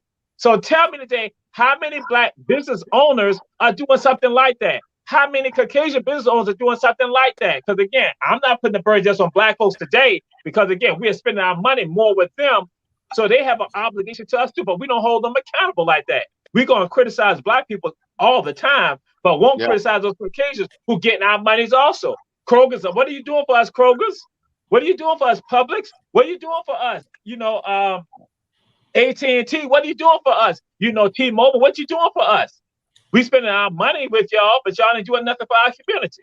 And that's mostly because we don't ask when we need to demand for money from these people. Because we spend a lot of money with them. We got about 4 minutes left, and one of the things I wanted to talk about with the old school and new school, these kids don't give a darn about nothing either. They go out in the street with bonnets on every day. I saw a lady today walking to go pick her kid up, and the closest house or apartments was a half mile away. She done walk all the way down there in her damn pajamas and a bonnet to go pick her kids. What the hell wrong with these people? Bonnet loud mouth. What's a bonnet? What's a bonnet? Well, no, I don't like them in the bonnet. The bonnet is what they put on. They go to sleep in, or either they shower in, whatever. I don't know. Shower. Sean, you got a bonnet. Don't lie. Sean, a bonnet. She's sitting on it right now. Hey. Do I have a what? I said you got a bonnet. You sit on it right now. Huh. I'm fussing at one of these under 2,000. I mean these 2,000 kids. But see, you know what? Hey, y'all got on the 2,000 kids. Okay, the next program, let's get the old folks. Let's get the damn old folks. Y'all got on the 2,000. Let's get on the old folks. Yeah, it's a lot of shit. Y'all ain't. It's a lot there. We can talk about. Oh Lord, he about to get real on you. You know what I'm saying? Y'all talking about the 2,000. What about y'all? I don't want to go there because I drink prune juice. I drink prune juice every night. So I don't want to go there. Right. So when you talk about the governor, guess who the governor is? Look at the governor. The governor. The governor's not young. When we talk about these people in leadership positions, look at who they are. They're the ones playing the role right now and mess up the policies that are destroying all of us. Look at what's happening. Because again, yeah, we got a whole. That's why I'm gonna say I don't necessarily gonna critique them. Because I look at everybody saying we all are at fault, and all of us need to be elevated. All right. Yeah. Because Bernard Brown, if Bernard Brown had did that to us today, we would take him out from HBJ. We would take him out today. If he did that today, I'm just saying. Hey, even if folks are 60 years old, we would take him out today. We'll take him out. We'll take him out. Okay, we got y'all got my address. You got my address. We got 2 minutes, and I think it was R. Kelly about to go to trial. They say. Oh Lord. Yeah, he already in trial. It's already going on. Oh, it is. Yeah, in New York. All right. I think what they got 5 women, 7 men, or something like that. Y'all so dirty. Man, that's a whole new. We gonna wait. We just want, we gonna pray for it. We gonna pray for got it all in. We gonna pray for it. You see the way of his air. He needs the prayer, the holy water. And Dylan Roof can be sentenced to the death penalty. They say because they don't want to. No, they say he can. Oh, okay. Yeah, the appeal court. Then you can get on with the goddamn get on. That's right. He premeditatedly went in there and killed 9 people in a church. He needs the death penalty. Put him in general population. Case closed. Now it is a couple of, I'm and I like to keep it real. I'm not against abortion. I'm not. Because some people today, and especially the guy that filed that challenge against me, that's why I'm not against abortion, because I feel like he probably should have been. Yeah. But so I'm not against abortion. And somebody told me, said, why don't you act like you the mayor already? I ain't the damn mayor yet. I act like that when I'm the mayor. I'm coming to make change and to do something different in this city. Don't try to make me act like those little stuck-up people that always been stuck up. I'm coming for change. I'm coming to make this city better. I know they got me challenged out right now, trying to stick it to me and make sure that I don't run.